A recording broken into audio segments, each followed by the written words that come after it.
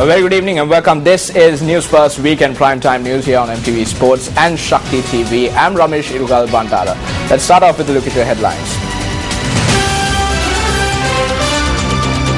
Chief suspect connected to the kidnapping of a 4-year-old girl in Nikadaluputa arrested. State lorries found near government party offices. Sri Lankan politics has transformed into an enterprise, says Minister Raj Senawatna.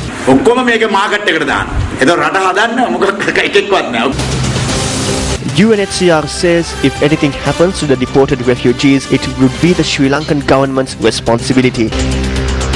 Phase 2 of the Sirasa Shakti Sahanayatra launched to provide relief to the drought-affected people. Sri Lanka storm into the finals of the Asian Netball Championships. Our top story tonight, the main suspect connected to the kidnapping of Pamara Keshini Bandara from Nikadalputta Vallava was arrested this afternoon. The police made the arrest in the Digam area, which comes under the Vallava Police Division.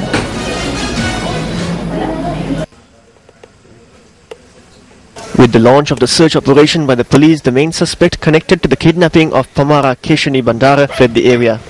A special police operation was launched in Neriyava and surrounding areas to apprehend the suspect. The police K9 unit was also called in for the search. The search was extended to Kumbugate, Dadapalagamuwa, Neriyava as of this morning. However, no information about the suspect came to light. Meanwhile, a group of local volunteers too joined the search to assist the authorities. Our correspondent said that a volunteer team located the suspect in Digama, Kalugalla in Hiripitiya.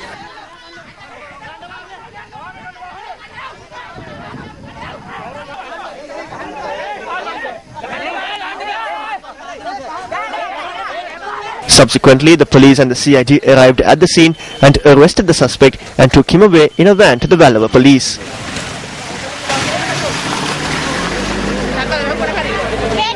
At around 2 in the morning on the 9th of this month, little Pamara Keshini was reported missing. She was last seen sleeping together with her parents when she was kidnapped. The police and the Criminal Investigations Department then launched a search and rescue operation to locate Pamara Keshini. Last morning, the search was extended with the participation of 60 police officers. At around 4:30 last evening, locals managed to locate and rescue 4-year-old Pamara, who was being held at a house in Kumbugate, Kurunagala. She was subjected to a medical examination at the Kurunagala Teaching Hospital after being missing for 3 days. Last evening, a group had set fire to a brick kiln that belonged to the suspect.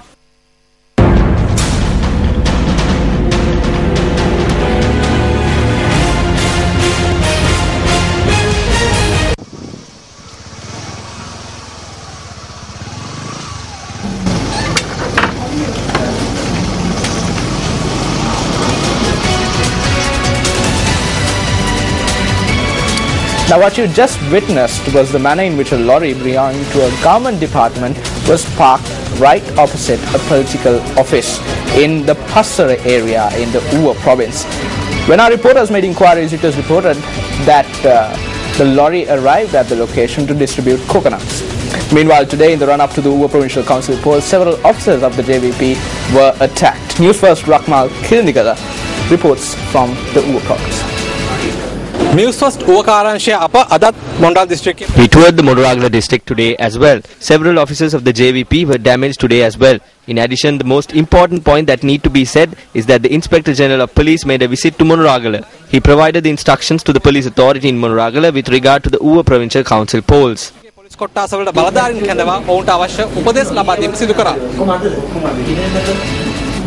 Well, on a related note, the Election Secretariat notes that it has thus far received 54 complaints of acts of violence in connection to the Uva Provincial Council polls. The Complaints Unit noted that the total number of complaints related to the violation of election laws has risen to 222, with 67 of them being reported from the Badulla district.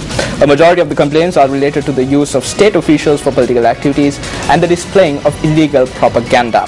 Newsfirst Amarashri Bandara reports from Badulla. Allegations are being made yet again over the distribution of goods, and we have received footage that prove these allegations, especially the distribution of food items. We have also received information of equipment that was distributed as well as goods that are to be distributed. We will not reveal the names of certain locations as we need to provide proof. The footage that you see now can be considered as proof of such distribution of goods. We have more information of such nature. The removal of illegal propaganda material took place today as well, especially in the Mahyangan area. Officers from Colombo also took part in this process. These officers also came across a vehicle that was transporting posters. The propaganda material that is being removed are being set up once again. They can be termed as mobile propaganda material.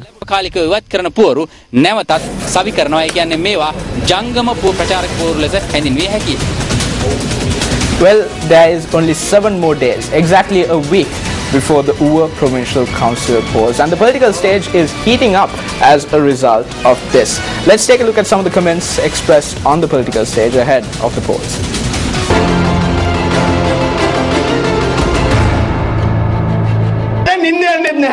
They say that the ruling party are deprived of sleep.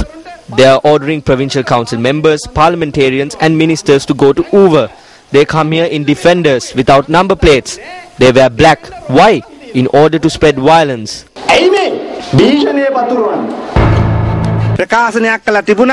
There was a statement made that there are no defenders in the Badulla district, but there was a video showing defenders without number plates. The IGP has been fed false information by his henchmen. When they stopped the car and rolled down the black tinted window, a deputy minister put his head out. If it was a minister, he would be stepping out of the vehicle. This is how politicians behave. After he puts his head out, he tells the police officer that the expressway is built for us to travel, and then he scolds the policeman. After 48 hours, he taught him a lesson. Now the policeman is receiving treatment in hospital after he was assaulted. We engaged in the same form of politics. We have played the game from both sides. I heard Ranil Wickremesinghe calling on his supporters to prepare an army to go to war.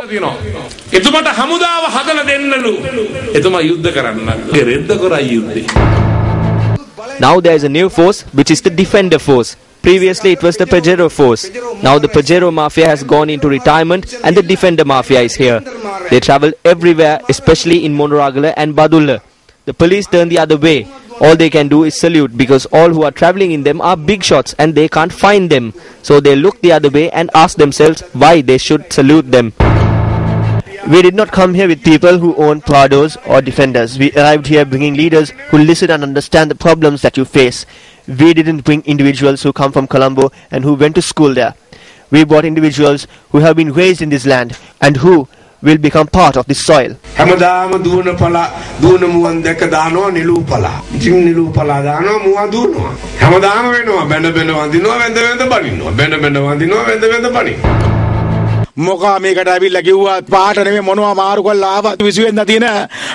doesn't matter who came here and said what, but I would like to remind you all that when election day comes on the 20th of this month, the people of Uva stand ready to present the president with the strength from the Uva province.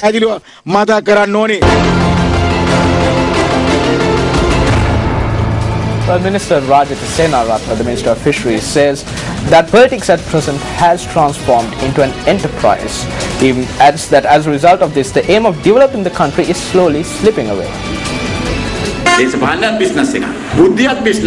Politics is a business. Intelligence is also a business. Everything is sent to the market. There is no one to build the country. Everything is a business. Then the entire country is destroyed. There are corrupt ministers. They are not spoken of. The same person who salutes me has assaulted me as well. They have charged at me with batons. They came to me later when I was made minister. I asked them, do you understand what power is? Do you understand the beauty of it? We entered politics for a reason. We will not leave, no matter who tries to force us to leave. We will take all political decisions. We are not afraid to lose our titles. The minister made this comment at an event held in Kandy to unveil a publication. The second phase of the Sirsa Shakti Sahana Yatra program, an initiative by the Capital Maharaj organization limited to provide relief to drought-affected people, commenced today. 2 groups with cargo comprising of dry rations and bottled water left for the Anuradhapura and Monoragal districts this morning. It was on the 31st of July that the Capital Maharaj organization recommenced the Sirasa Shakti Sanayatra to provide relief to the drought-affected people with the aid of the public. The first phase of the program provided much-needed relief for the people of the Ampara, Kilinochi and Polonnaruwa areas. After the resounding success of the first phase of the program, the Capital Maharaj organization decided to launch the second phase of the Sanayatra program in order to assist those who continue to suffer due to the effects of the drought. The two convoys of the second phase of the Sirasa Shakti Sanayatra left for Anuradhapura and Monaragala from the Time Studios in Ratmalana at 6 this morning. The team of Newsfirst Sangit Kalabovila reached Anuradhapura at 2 this afternoon. Drought relief was distributed to the village of Thonigala in Kartagas Digilia.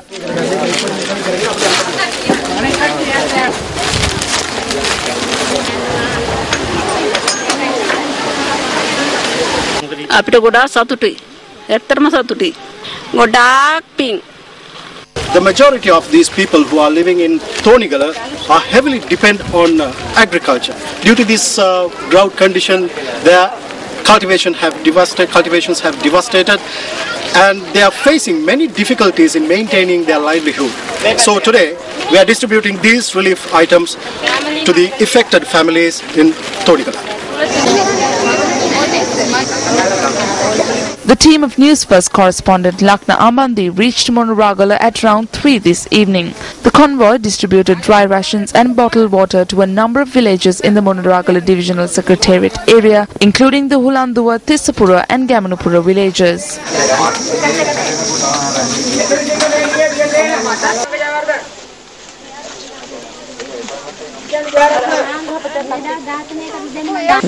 We are very happy. This is a meritorious deed. We highly appreciate this service. May you be blessed.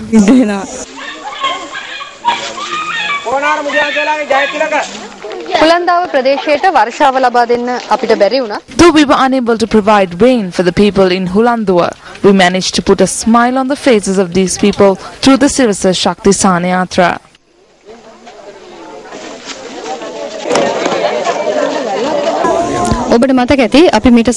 You must remember we came to this area a few weeks ago and reported on the difficulties faced by these people owing to the drought. Today we came to the area with the Sirasa Shakti Sanayatra to provide relief to the people.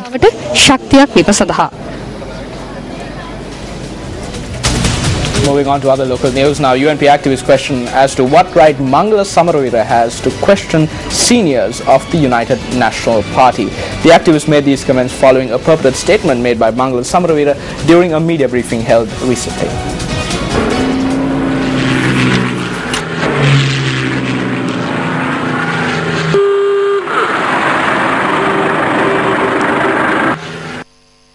Mangala Samaravira, who returned to the country following a trip to London, attended a media briefing recently. The Daily Mirror newspaper reported that Mangala Samaravira had challenged Sajith Premadasa to work and show. It was UNP leader Ranil Wickremesinghe who proposed Sajith Premadasa's name for the post of deputy leader during the party convention held recently. This was confirmed by the comments made during a public rally held after the convention.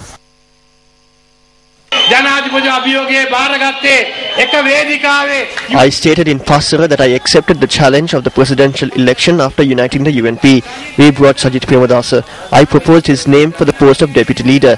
We all want a UNP government. We will accomplish this. No one can stop us. No one can stop the UNP from regaining power.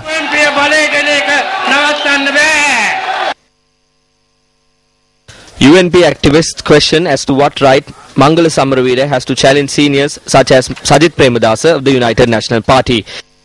Mangala Samaravira eke පැහැදිලි කරන්න ඕනේ සුමාන දෙක තුනකින් පක්ෂ දිනවන්න බෑ කාට වුණත්. අනික එක Sajith Premadasa පක්ෂේ නායකයා. This should be made clear to Mangala Samaravira. No one can make a party victorious within 2 to 3 weeks. Sajith Premadasa is not the party leader. The party performs based on the image of the party leader. If the image of the party is not changed, then Sajith Premadasa cannot make the party victorious. Sajith Premadasa has not been appointed yet as the second in command. Only statements have been made in this regard. The leader of the party has made these comments. Who is Mangala Samaravira to challenge Sajith Premadasa? He is not a person who proved to be useful for the United National Party during the election. Mangala Samaravira has no right to challenge Sajith Premadasa to make this party emerge victorious. ඒක නිසා මංගල සමරයට කිසිම අයිතියක් නැහැ සජිත් මේ දිනවල පෙන්වන්න කියන අභියෝගය දෙන්න. මම නම් එක්සත් ජාතික පක්ෂයට වැදුනේ රුපියල් 2 සමාජික පත අරගෙන. I joined the UNP after obtaining a 2 rupee membership card. The father of some people who are trying to tell us how the UNP should act are the people who betrayed Sirimava Bandaranayake in 1964 and toppled her government. They did this for 5,000 rupees and a bottle of arak. Now such people have entered the UNP and are telling us how to run the party. Politics has degenerated in the country due to such traitors who keep crossing over. They entered the UNP through the back door after being chased out from the government. UNP එකට පිටිපස්සේ දොරෙන් රින්ගනවා. ඉරින්ගලා මේක ඇතුළට වෙලා ඉඳුල් කකා බලු කටු කකා මස් කටු කකා සපත්තු ලේව කකා මේක ඇතුළට වෙලා ඉන්නවා. Then they conspire from within the party to destroy it. When they fail to do that, they will once again go and join this corrupt government. Such traitors will only be left in the garbage pile of history.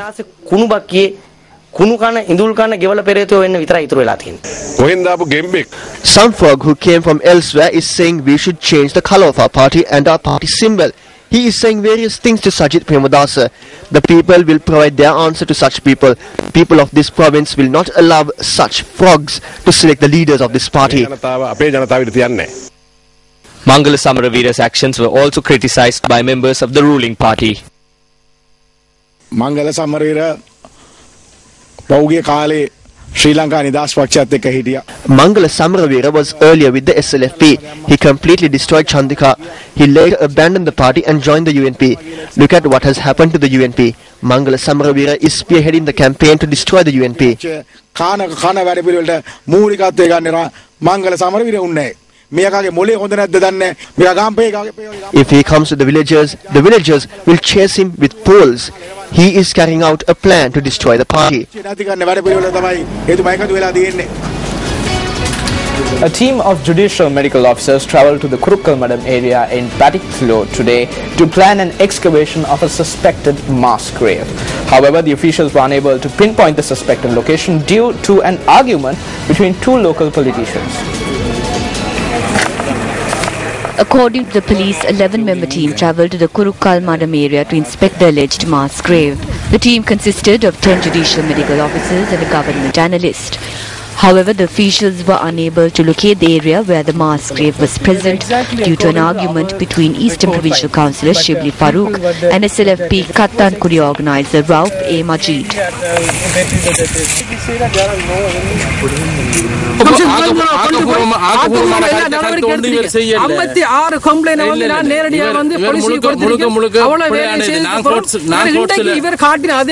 The Kalvanchikudi police stated that the officials were unable to plan out the excavation of the mass grave due to the argument. The police also noted that they plan to locate the mass grave after resolving the dispute between the two local politicians. The Kalvanchikudi Tourist Court ordered the details on the alleged mass grave in Kurukkulmadam be presented to court on the 24th of November. President Mahinda Rajapaksa says that the development program launched by the government is not aimed at the present day. The president made this statement while attending an event to commence the development work on the road from Beragala to Vallavaya. The renovation work on the stretch of road from Beragala to Vallavaya is spearheaded by the Ministry of Highways and Road Development Authority. The 34-kilometer stretch of road will be developed and widened to a road with 2 lanes. The war is now over. When we talk about the war period, we remember this village. This village has a history during the war. You are a group that inherited the legacy of war. You have a right to inherit national peace. This is a country which had such an era. But now it has changed. We have to do our duty. In our history, we had people who sought revenge from the public. We are trying to right these wrongs.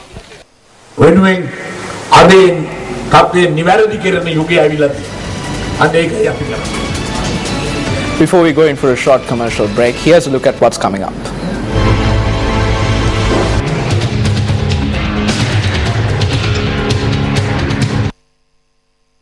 The correction of answer scripts of the recently concluded advanced level economics question paper, which was at the center of controversy regarding its accuracy, will commence tomorrow. A meeting of the chief examiners and additional chief examiners in this regard took place on Tuesday and Wednesday.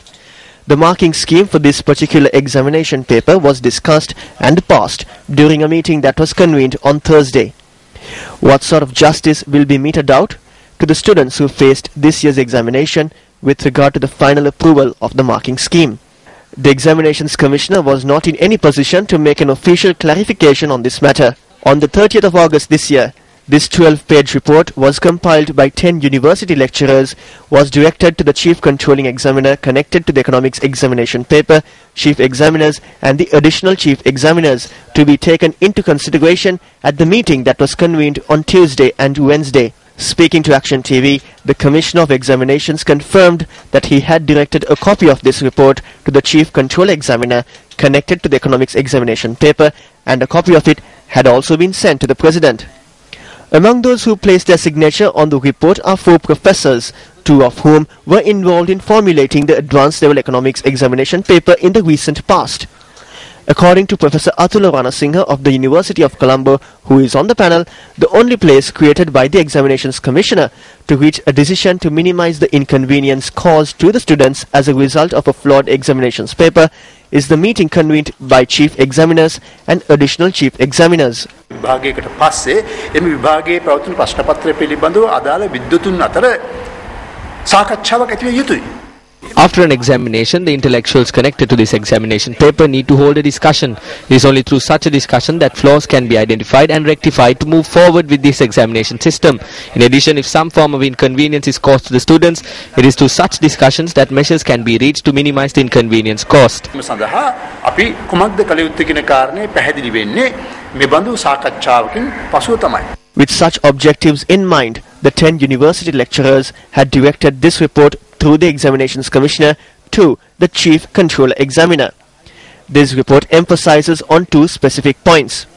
One is that justice needs to be meted out to the students who lost 15 marks as a result of the flaws discovered in the economics examination paper of this year's advanced level examination.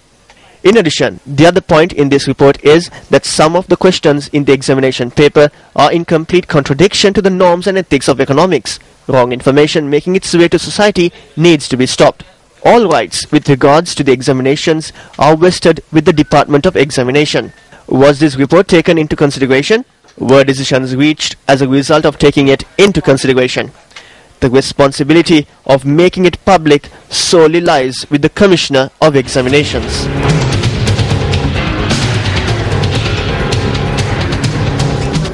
Expressing grave concerns about the resumption of arrest, detention and deportation of asylum seekers and refugees in Sri Lanka, the United Nations Refugee Agency called on the Sri Lankan government to refrain from such actions and abide by its obligations under international law. Addressing a media briefing in Geneva, UNHCR spokesperson Baba Balok stated that if anything happens to the deported refugees, it would be the responsibility of the Sri Lankan government. UNHCR is again raising alarm and concern on a new round of arrest, detention and deportation of asylum seekers and refugees in Sri Lanka. We have seen that on September 3rd and 11th, some 65 asylum seekers have been arrested and detained. Now this started all in the June when Sri Lanka started to arrest and detain asylum seeker and refugees. Since then, 328 in all have been arrested. Out of those, we have seen 183 of them being deported. While we appreciate the government's speedy action to release 71 Pakistanis and 2 Iranian refugees and asylum seekers in early September, not everyone in detention has been released, and we are we believe that there are still 102 people of concern to UNHCR in detention, including 38 Pakistani and Afghans. By sending these people back, the government of Sri Lanka is in breach of its obligation under international law concerning the principle of no forced returns or non-refoulement. If anything happens to them, the responsibility will be on the Sri Lankan government. UNHCR since June when it all began has been seeking clarification in terms of why this has been ongoing and why people who are in need of international protection or who are at least in the process of being assessed are being sent back. We haven't got a clear answer on that.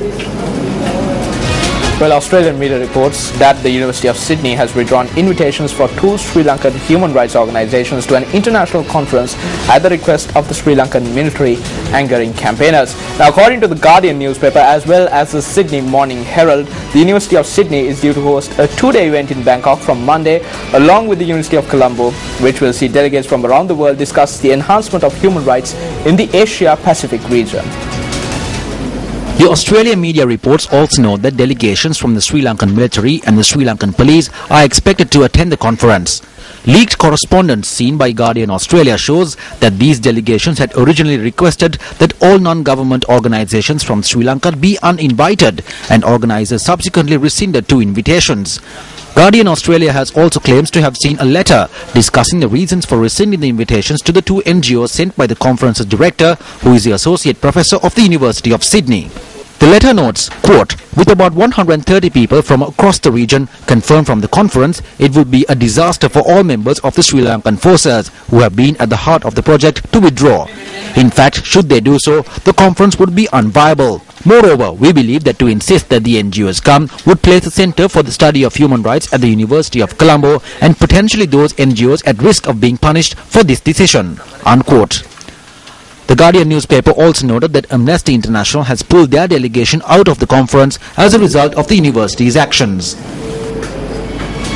Up next is our special segment, Is It Solved?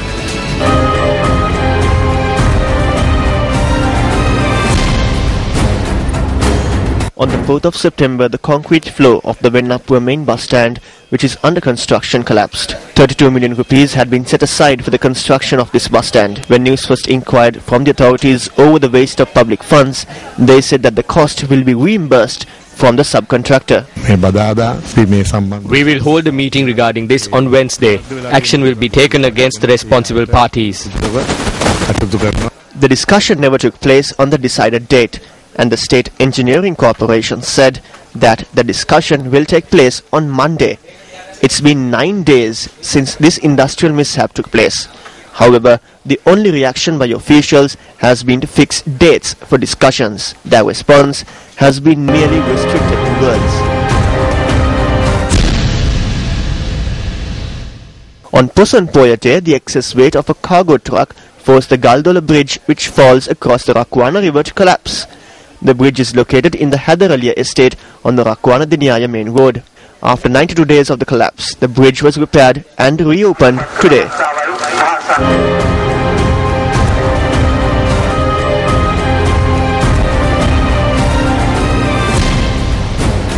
The Dampal Reasare Convoy, an initiative by the Mahabodhi Society of Sri Lanka and Newsfirst to mark the 150th commemoration of the late Anagarika Dharmapala, reached Ambilipitiya today. Now the convoy began its journey today from the Sri Vishuddharama Vihara in Wakapura.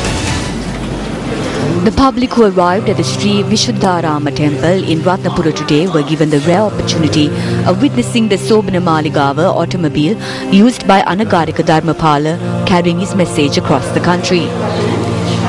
In addition, the passport of Anagarika Dharmapala and a book written in his own handwriting were also on display. During this occasion, we would like to thank Sirasa TV, the ministers and provincial council members for carrying out an initiative like this. The public were able to learn about him, and through his example, the people will be able to create a new era. Meanwhile,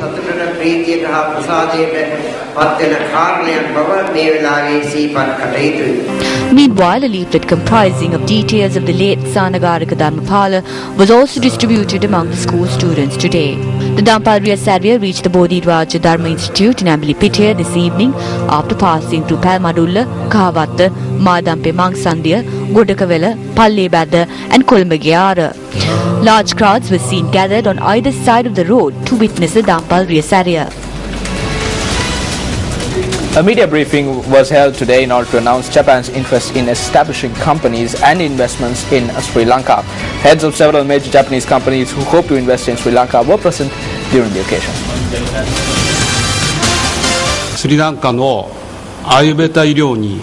We are hoping to invest in areas of agriculture, beauty culture equipment and food. Our university too is keen in this venture. Therefore, we have started a laboratory in Negombo where we test special medicines found in Sri Lanka to deduce what is beneficial and what is harmful when creating products. I believe that through this, we will be given the opportunity to strengthen the technological relationship between our countries by establishing a laboratory to test Ayurvedic medicine. We can strengthen ties between universities such as Peradeniya University as well. Through this, we will be able to develop better ties between the two countries.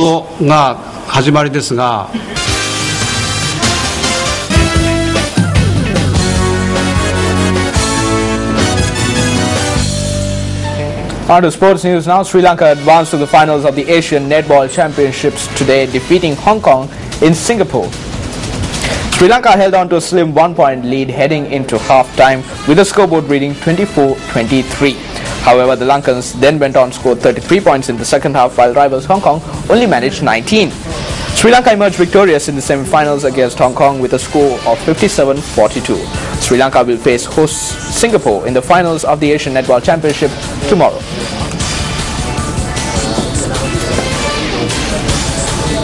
On to cricket news now. Minister of Sports Mahindananda Alutgamage says that he has decided to summon the chairman of Sri Lanka Cricket as well as the Sri Lanka Cricket Secretary to resolve the present issues within the board. Speaking to Sports First, the Minister of Sports said that the meeting will take place on Monday. The Minister of Sports went on to say that if the chairman and the secretary of Sri Lanka Cricket do not work together after this meeting, a decision will be taken to dissolve the cricket board and appoint an interim committee. He emphasized that the decision was reached taking into account the 2015 World Cup. On to more sports news now. The first match of the Champions League 2020 tournament between Southern Express and the Northern Knights of New Zealand commenced in Raipur earlier today. With the match reduced to 10 overs per side, the Southern Express batting first posted 92 runs for the loss of 5 wickets. Danushka Gulatilka top scored with 39 runs, while Kusaljan Pereira chipped in with 37.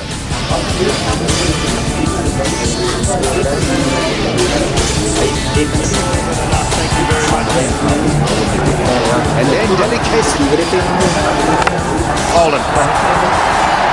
This was granted midway. Another shot delivery. The finger is up. In the air. Chance. Devcich coming round. That will be a full match. The Northern Knights reached the target of 93 runs with 3 balls to spare thanks to a quick fire 52 by opener Kane Williamson. It's a nice looking shot, isn't it? Sweeps him this time and will collect another band. He likes this shot now. Is this going to be safe? 6 as well. And that's a wrap of Weekend Primetime News for tonight. For the Newsfirst team, I'm Ramesh Ugal Bandara. Good night.